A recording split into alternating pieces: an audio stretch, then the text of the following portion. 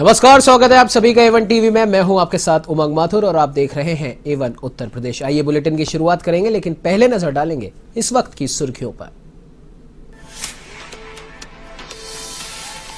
विधानसभा चुनाव के ऐलान के साथ ही उत्तर प्रदेश में सियासत हुई तेज। प्रत्याशियों के चयन को लेकर मंथन का दौर जारी।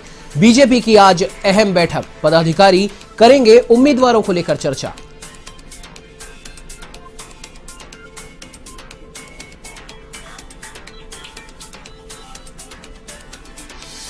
उत्तर प्रदेश में बूस्टर डोज अभियान का आगाज। मुख्यमंत्री योगी आदित्यनाथ ने किया कोविड कमांड सेंटर का दौरा, सभी को दी सावधानी बरतने की हिदायत।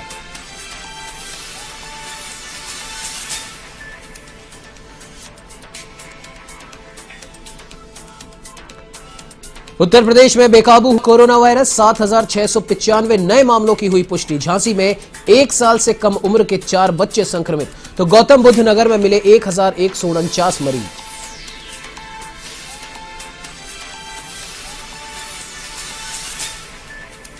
कानपुर देहात में फार्म हाउस के चौकीदार की निर्मम हत्या, कुल्हाड़ी और डंडों से मारकर उतारा मौत के घाट।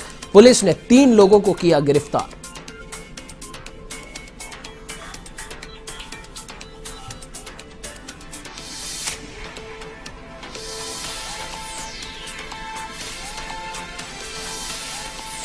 रायबरेली में संदिग्ध परिस्थितियों में वृद्ध दंपत्ति की मौत, चारपाई पर पड़े मिले दोनों शव। मामले की जांच पड़ताल में जुटी पुलिस।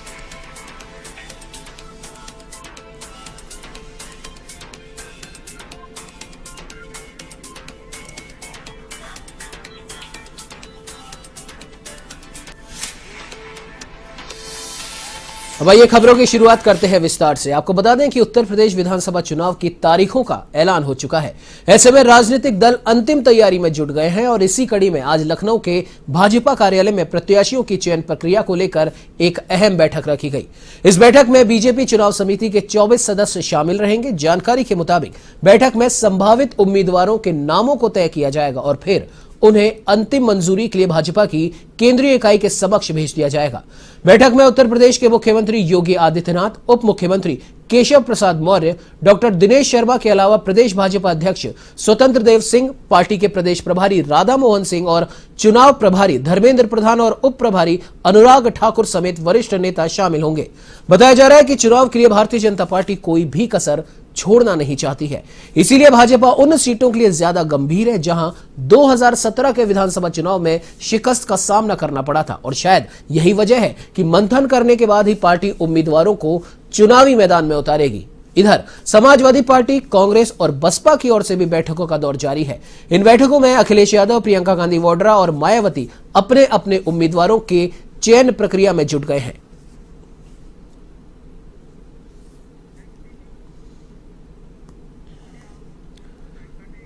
तो उत्तर प्रदेश के मुख्यमंत्री योगी आदित्यनाथ ने आज से शुरू बूस्टर डोज के अभियान का आगाज करने के साथ ही राजधानी लखनऊ में कोविड-19 कमांड सेंटर का भी निरीक्षण किया। लखनऊ के लालबाग में कमांड सेंटर का निरीक्षण करने के साथ ही उन्होंने प्रदेश के सभी लोगों को ओमिक्रॉन के प्रति सचेत किया। मुख्यमंत्री योगी आदित्यनाथ ने कहा कि प्रदेश में 2 से 2.5 लाख लोगों के कोविड टेस्ट रोज हो रहे हैं। प्रदेश में कोरोना वायरस की तीसरी लहर के संक्रमण के साथ ही ओमिक्रॉन भी बढ़ रहा है और इसी को देखते हुए सभी लोग कोरोना का टीका अवश्य लगवाएं। उन्होंने कहा कि मेरी सभी प्रदेशवासियों से अपील है कि कोरोना की वैक्सीन जरूर लगवाएं। इस दौरान मुख्यमंत्री ने कमांड सेंटर में होम आइसोलेट संक्रमितों से हो रही बातचीत को भी सुना।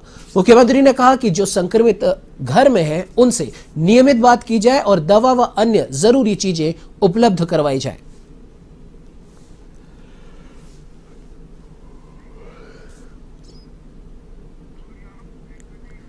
तो वहीं वाराणसी के श्री काशी विश्वनाथ मंदिर परिसर में ड्यूटी करने वाले अब जूट का जूता पहनकर ड्यूटी करेंगे। बढ़ती हुई ठंड को देखते हुए मंदिर परिसर में ड्यूटी करने वालों को जूट के जूतों का वितरण किया गया।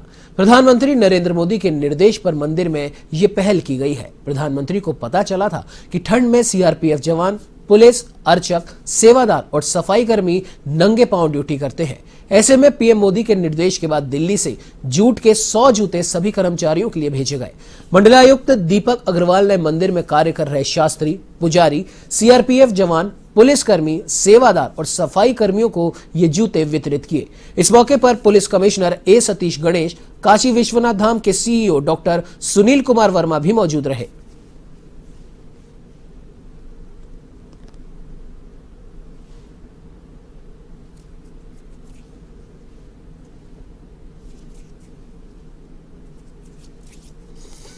काशी विश्वनाथ धाम के बनने के पश्चात काफ़ी बड़ी संख्या में श्रद्धालु काशी विश्वनाथ धाम के दर्शन करने आ रहे हैं और काशी विश्वनाथ धाम के जो मुख्य परिसर है उसके अंदर अब जूते चप्पल का प्रवेश निषेध है।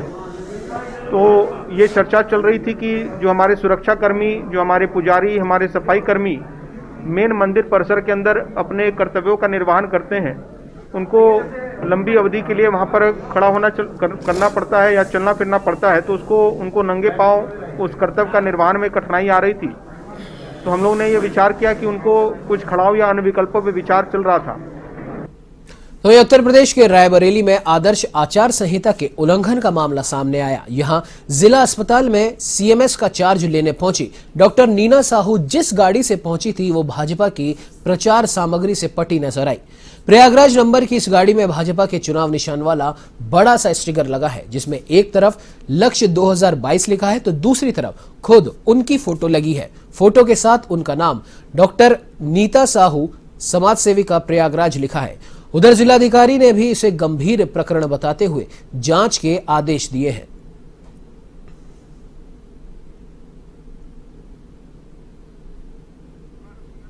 हमारी जो चुनाव की आचार संहिता है वो लागू हो चुकी है और जनपद में जो चुनाव होने हैं वो हमारा चौथे चरण में है। हमारे 5 विधानसभा और करोड़ विधानसभा 5वें चरण में है और उसके जो अनुक्रम में जो हमारी अधिसूचना का दिनांक है वो क्रमशः 14 जनवरी और अभी इसमें जो निर्वाचन की अधिसूचना हमारी जारी होगी। तो उत्तर प्रदेश में विधानसभा चुनाव के लिए आदर्श आचार संहिता लागू हो गई है। ऐसे में अयोध्या के जिला निर्वाचन अधिकारी डीएम नीतीश कुमार और एसएसपी शैलेश पांडे ने प्रेस वार्ता की। जिलाधिकारी नीतीश कुमार ने कहा कि आचार संहिता के अनुपालन में 24 घंटे में सरकारी भवनों से, 48 घंटे में सार्वजनिक स्थानों से और 72 घंटे में निजी भवनों से प्रचार सामग्री हटाने के निर्देश दिए गए हैं। उन्होंने बताया कि अयोध्या जनपद में 5वें चरण में चुनाव 27 फरवरी को संपन्न कराया जाएगा। चुनाव में कोविड प्रोटोकॉल का भी पूरा ध्यान रखा जाएगा। नामांकन के दौरान प्रत्याशी के साथ केवल 2 ही व्यक्ति रहेंगे।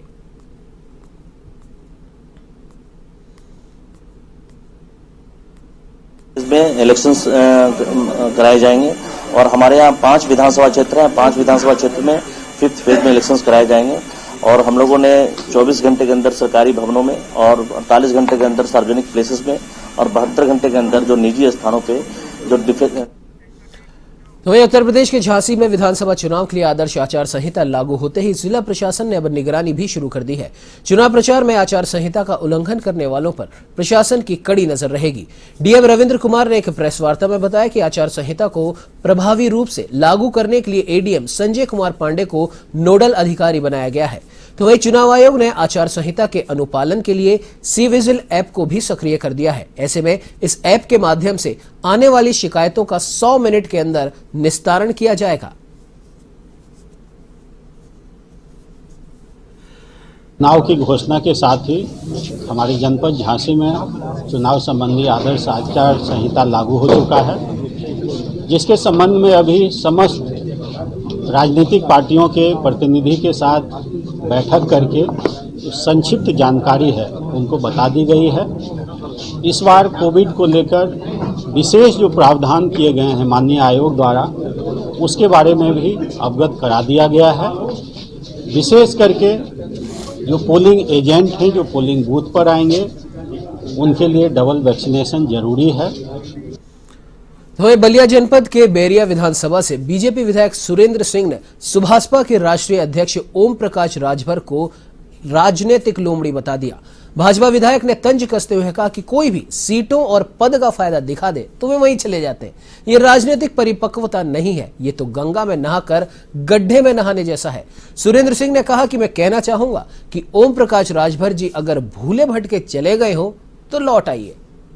एक तरह से राजनीतिक लोमड़ी है, उसको राजनीतिक लोमड़ी आप लोग जानते हैं कि नहीं। जहां भी कोई कुछ दिखा देगा कि आपको 5 सीट दे देंगे तो वहीं चला जाएगा, फिर कोई कहेगा कि आपको चेयरमैन बना देंगे तो वहां चला जाएगा। जो बताइए, गंगाजल में स्नान करके जो गड्ढे में स्नान करने की बात मन में उठा लिया, फिर उसको राजनीतिक परिपक्व व्यक्ति नहीं कह सकता है। मैं तो ओम प्रकाश जी से कहूँगा कि भूले भटके आप चले गए हों, फिर आ जाइए गंगा जी में स्नान कर लीजिए। तो वही आपको बता दें कि उत्तर प्रदेश में भी कोरोना अब बेकाबू हो चला है। 24 घंटे में यहां 7,695 नए कोविड केस मिले हैं। सबसे ज्यादा गौतम बुद्ध नगर में 1,149, लखनऊ में 1,115, गाजियाबाद में 922, मेरठ में 715 और वाराणसी में 437 केस सामने आए हैं। उधर झांसी में भी 117 केस पाए गए हैं और इसमें 1 साल से कम आयु के 4 बच्चे शामिल हैं।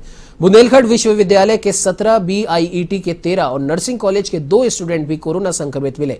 प्रदेश में कोरोना से 5 मरीजों की मृत्यु हुई है, तो वहीं राज्य में एक्टिव केस की संख्या बढ़कर 25,974 हो गई है। पॉजिटिविटी रेट 1.84 और रिकवरी रेट 97.2 पर पहुंच गई है। कोरोना के चलते पूरे प्रदेश में रात 10 से सुबह 6 बजे तक नाइट कर्फ्यू लगा दिया गया है। प्रदेश में पिछले 9 दिन में कोरोना केस 20 गुना तक बढ़े हैं।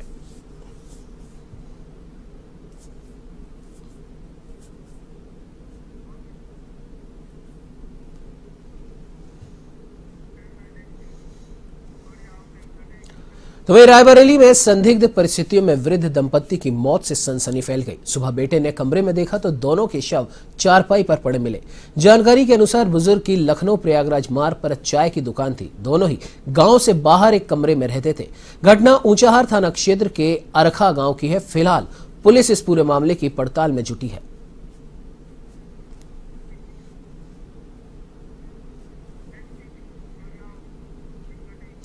तो वे लॉ एंड ऑर्डर मेंटेन रखने की बात करने वाली उत्तर प्रदेश पुलिस भले ही सूबे में अपराध के ग्राफ को कम करने की बात कर रही हो, लेकिन कानपुर देहात में पुलिस का अपराध और अपराधियों पर ऐसा लगता है कि कंट्रोल खत्म हो गया। अपराधी बेखौफ होकर वारदातों को अंजाम देते जा रहे हैं और पुलिस लकीर पर लाठी पीटती नजर आ रही है। इसी बीच डेरापुर थाना क्षेत्र में एक युवक की धारदार हथियार से और लाठी डंडों से पीट कर निर्मम हत्या कर दी गई। बता दें कि डेरापुर थाना क्षेत्र के गाथुमा गांव निवासी पप्पू फार्म हाउस में चौकीदार का काम करता था, जहां कुछ लोगों ने उसकी हत्या कर दी। घटना के बाद मौके पर पहुंची पुलिस ने फॉरेंसिक टीम की मदद से कुछ साक्ष्य जुटाए। तो वही मृतक के परिजनों ने 4 लोगों के खिलाफ हत्या का मामला दर्ज कराया है, जिसके बाद पुलिस ने 3 लोगों को शक के आधार पर गिरफ्तार कर लिया और आगे की जांच में जुटी है। थाना डेरापुर के हथमा गांव के बाहर लगभग 500 मीटर की दूरी पर एक फार्म हाउस के अंदर एक पप्पू नाम के व्यक्ति की हत्या कर दी गई है। ये हत्या सिर में चोट पहुंचा करके की गई है। पोस्टमार्टम के लिए डेड बॉडी मुख्यालय रवाना कर दिया गया है। अब उसके परिजनों के द्वारा तहरीर दी गई है, जिसमें 4 व्यक्तियों के विरुद्ध नामजद FIR है। मुकदमा पंजीकृत कर लिया गया है। पुलिस की विशेष टीमें लगाई गई हैं। इस संबंध में शीघ्र ही घटना का अनावरण करके और अन्य विधिक कार्रवाई अमल में लाई।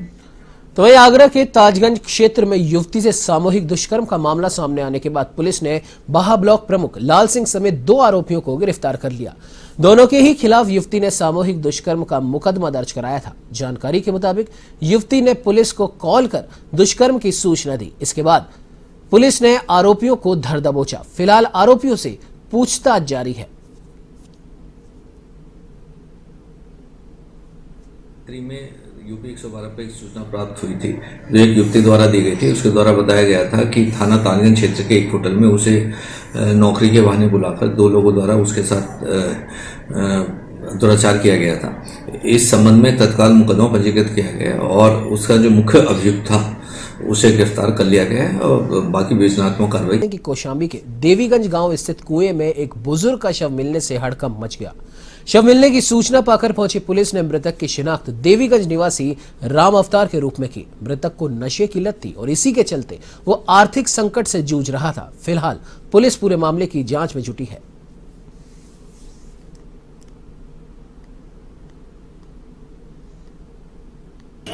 थाना कड़ाधाम अंतर्गत देवीगंज बाजार में एक 65 वर्षीय राम अवतार पटेल उर्फ स्वर्गीय दयाराम की डेड बॉडी कुएं से अभी निकाली गई है। कोई जाहिरा चोट नहीं है। ये कहा जा रहा है, लोगों द्वारा बताया जा रहा है कि शराब का व्यसन था और उन्होंने अपनी सारी संपत्ति बेच डाली थी। अब किन परिस्थितियों में वो कुएं में गिरे हैं इसकी जांच की जा रही है, पोस्टमार्टम कराया जा रहा है, नियमानुसार कार्रवाई कराएंगे। तो वहीं उत्तर प्रदेश में विधानसभा चुनाव से पहले प्रशासन अब एक्शन मोड में आ चुका है। ऐसे में विधानसभा चुनाव शांतिपूर्ण तरीके से संपन्न हो सके, इसके लिए हापुड़ में सीओ सिटी वैभव पांडे ने असामाजिक तत्वों के लिए जिला बदर की घोषणा की। डीएम अनुज सिंह के आदेश के बाद पुलिस ने ढोल नगाड़ों के साथ गांधी विहार निवासी अनिल उर्फ मोन्टू और फूलगढ़ी निवासी शाहरुख के घर जिला बदर की घोषणा की। साथ ही सभी से भयमुक्त होकर मतदान करने की अपील की।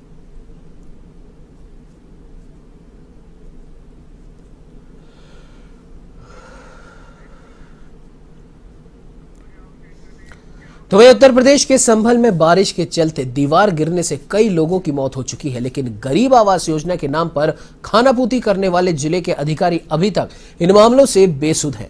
दरअसल काफी दिनों से आवास के लिए आवेदन कर रहे गरीब परिवारों को अब तक आवास नहीं मिला। ऐसे में वे खुले आसमान के नीचे जीवन यापन करने को मजबूर हैं और ऐसी कई दास्तान देखने को भी मिली कि रजपुरा ब्लॉक के पतेई नासिर गांव में जहां 10 साल से लगातार आवेदन करने के बाद भी लोग आवास से वंचित हैं।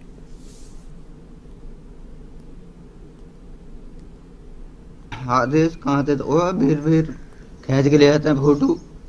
अब कोई सुनवाई ना कर रहा और एक फिरा तो दीवार गिर गई, बच गए हम सारे बच्चे। अब क्या करें? जामे बेर का कहता है फोटो खींच ले गए सगरो भाई और हम तो सगई रात पानी उलीचता, सारी रात हमारे बालक सारी रात पानी उलीचो, सगई रात का कहते हैं बालक जब गिरने को दरवा गिर गई दीवान तो हमारे बालक बच्चे बच्चे सब पीछे आएंगे। जाम तो वही उत्तर प्रदेश में आचार संहिता लगते ही हमीरपुर पुलिस भी एक्टिव मोड में आ गई है। पुलिस ने जंगलों में छापा मारकर काफी समय से चल रही अवैध असलहा फैक्ट्री का खुलासा किया। छापेमारी के दौरान पुलिस को अवैध असलहा फैक्ट्री से 10 अवैध बंदूक और कारतूस बरामद हुए हैं। पुलिस ने मौके से अवैध असलहा बना रहे एक अभियुक्त को भी गिरफ्तार किया है।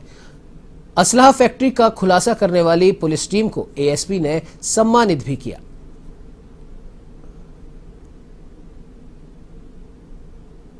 भी इसकी आपराधिक इतिहास रहा है, ये हत्या का भी अभियुक्त रहा है और प्लस इसके साथ इसने जो है अवैध शस्त्र के साथ भी पकड़ा गया था। सूचना मिल रही थी कि ये सुमेरपुर से लेकर के और जो हमारा सिसोलर मार्ग गया है उसके उसी रास्ते से एक खरैया गांव की तरफ रास्ता गया है, वहाँ पर अवैध रूप से ये शस्त्र फैक्ट्री चला रहा था।